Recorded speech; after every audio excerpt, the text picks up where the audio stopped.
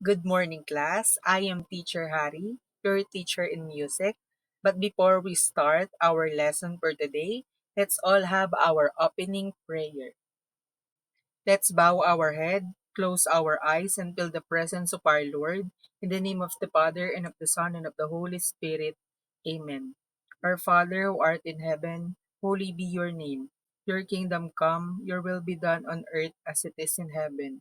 Give us this day our daily bread, and forgive us our sins, as we forgive those who sins against us.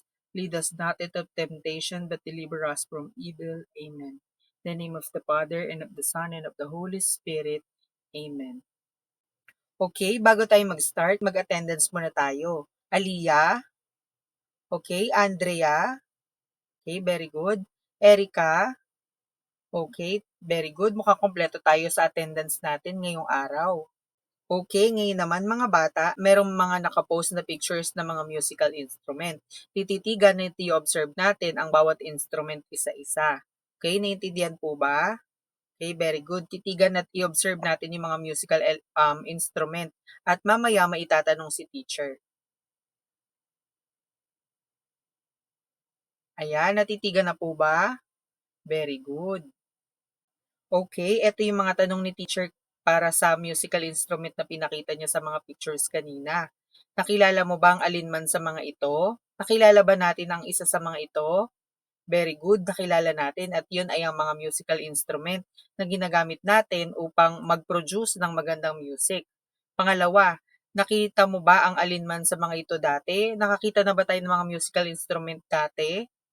Okay, very good. Saan natin ito madalas nakita?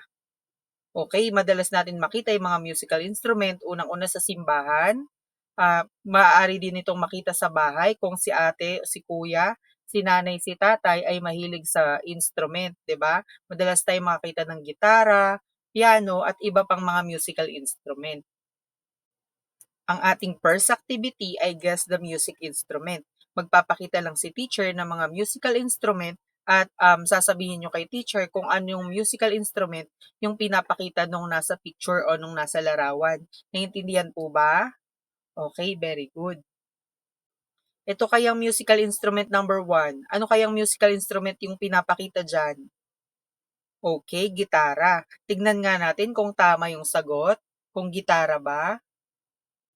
Tama, gitara ang pinapakita sa unang larawan sapagkat yung nasa unang larawan ay isang bata na tumutugtog ng guitar o gitara sa Tagalog. Very good. Ayan, anong musical instrument kaya ang pinapakita dyan? Drum, tignan nga natin kung drum. Tama, drum yung isang musical instrument na pinapakita doon, 'di ba? Maraming drums, 'di ba? Pinapalo nung isang lalaki o nung musician. Very good. Dito kaya, sa huling picture kaya, ano kayang pinapakitang musical instrument dyan? Flute ba? Okay. Tignan nga natin kung flute. Tama, flute o flauta ang hinihipan ng batang babae. Very good. Ngayon naman, magkakaroon tayo ng matching game. Ima-match nyo lang yung mga musical instrument at kung paano ito gamitin o patugtugin. Naintindihan po ba? Okay. Ayan, sa kaliwang banda, makikita natin ang mga musical instrument. At sa kanang banda naman, makikita natin kung paano gamitin o kung ano yung mga bagay na ginagamit para patugtugin yung mga musical instrument na nasa kaliwang banda. Okay? Maaari mo bang sagutan ng number 1, Andrea? Okay, very good. Ang gitara ay ginagamit sa pangatlo. Tignan nga natin kung tama si Andrea. Very good si Andrea, tama siya. Ang gitara ay ginagamitan ng mga daliri upang makapag-produce ng magandang tunog. Very good. Sa pangalawa naman, sa drums, paano kaya siya patugtugin o ano kayang instrument o ano kayang gamit yung ginagamit sa drum para patugtugin yon? Okay, sige Aliyah. Very good. Ito ay ginagamitan ng nasa gitna o drumstick. Tignan nga natin kung tama siya. Okay, tama. Ang drums ay ginagamitan ng drumstick upang makapag-produce ng magandang tunog. Ang panghuli naman, ang plauta, ano kayang ginagamit sa kanya? Pag-ihip ba o ang bibig ba ang ginagamit sa plauta? Tignan nga natin. Okay, tama ulit. Ang ginagamit sa plauta ay ang ating bibig. Upang tumunog ang plauta, ginagamitan ito ng pag-ihip ng hangin. Very good. Okay, ang lesson natin ngayon ay ang mga musical instrument o ang mga instrumento na ginagamit upang makapag-produce ng isang musika. Naintindihan po ba? Okay. Okay, anong musical instrument kaya ito? Ito ay drum. Very good. Ang drum ay tinutugtog sa pamamagitan ng pagpalo o paghampas. Ang drum ay isang bilog na instrumento na may makapal na takip sa ibabaw. Upang makagawa ng tunog, pinapalo o hinahampas ang drum ng kamay o ng stick, at kapag malakas ang pagpalo sa drum, mas malakas din ang tunog. Ang drum ay nagbibigay ng beat o kumpas sa maraming kanta. Naintindihan ba mga bata? Very good. Ito namang pangalawa ay tinatawag nating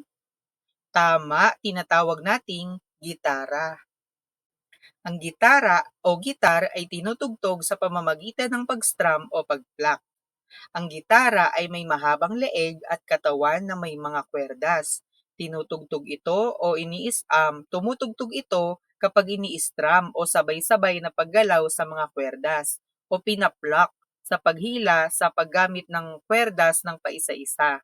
Iba't iba ang tunog ng bawat kwerdas, may mataas at mababa. Ang gitara ay ginagamit sa maraming uri ng musika dahil kaya nitong tumugtog ng melody at ritmo. Naintindihan po ba? Very good. Ano kayang instrumento ito ang nabanggit natin kanina? Ito ay flute o plauta. Ang flute o ang plauta. Ang flute o ang plauta ay tinutugtog sa pamamagitan ng pag-ihip. Ang plauta ay isang mahaba at payat na instrumento na may mga butas. Upang makagawa ng tunog, hinihipan ito habang tinatakpan at tinatanggal ang mga daliri sa mga butas. Nagbabago ang tunog ng plauta depende sa kung aling butas ang nakatakip. Ang tunog ng plauta ay banayad, magaan at nakakakalma. Naintindihan ba? Very good. Okay, ano kayang musical instrument ito? Ito ay piano. Ang piano ay tinutugtog sa pamamagitan ng pagpindot ng mga keys. Ang piano ay isang malaking instrumento na may maraming puti at itim na keys. Tumutunog ito kapag pinipindot ang mga keys gamit ang mga daliri. Bawat key ay may sariling tunog, may mataas at may mababa. Ang piano ay kayang tumunog ng melody at harmony ng sabay. Kaya ito ay isang napakahalagang instrumento sa musika. Naintindihan po ba kung ano ang piano? Very good. Ngayon naman, susubukin ni teacher kung ano yung kaalaman nyo sa mga binanggit ni teacher kanina. How the instrument is played. Kapag pinakita ni teacher yung isang musical instrument, sasabihin natin kung paano ba siya patunugin o kung paano ba siya gamitin. Naintindihan po ba? Okay. Ang plauta, paano kaya pinapatunog o ginagamit ang plauta? Okay, sa pamamagitan ba ng pag-ihip? Tignan nga natin. Tama mga bata, ang plauta ay pinapatunog o ginagamit sa pamamagitan ng pag-blow o pag-ihip. Magaling. Ang piano naman, paano naman ginagamit o pinapatunog ang piano? Sa pamamagitan ba ng pagpindot sa mga keys? Tignan nga natin. Tama, mahusay. Ang piano ay pinapatunog sa pamamagitan ng pagpindot sa mga keys o pressing the keys. Mahusay. Ang drum kaya, paano kaya pinapatunog ang drum? Sa pamamagitan ng pagpalo. Tignan nga natin kung sa pamamagitan ng pagpalo pinapatunog ang drum. Very good, magaling. Ang drum ay pinapatunog o ginagamit sa pamamagitan ng paghampas o pagpalo sa ibabaw nito. Mahusay. Ito kayang last picture, pinapatunog ito sa pamamagitan ng okay, tignan nga natin kung sa pamamagitan ng pagkalabit sa bawat kwerdas.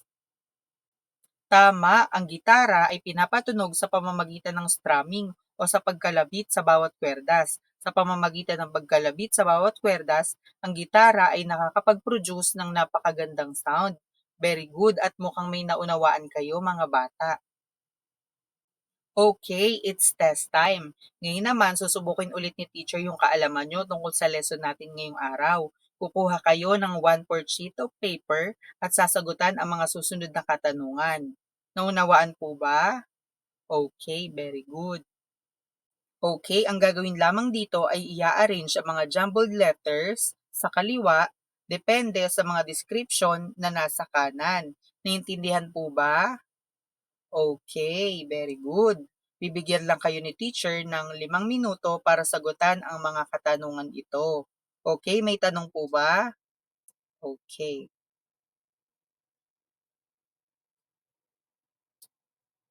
Ngayon naman, ipasa ninyo ang inyong mga 1/4 sheet of paper para ma-check na ni teacher.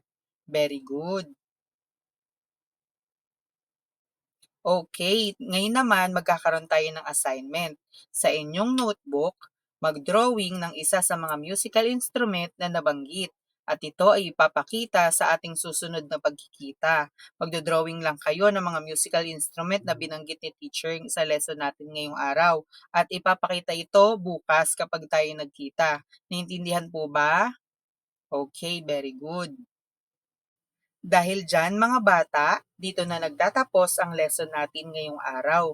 Maraming salamat sa inyong pakikinig. Magkikita-kita tayo ulit bukas. Paalam!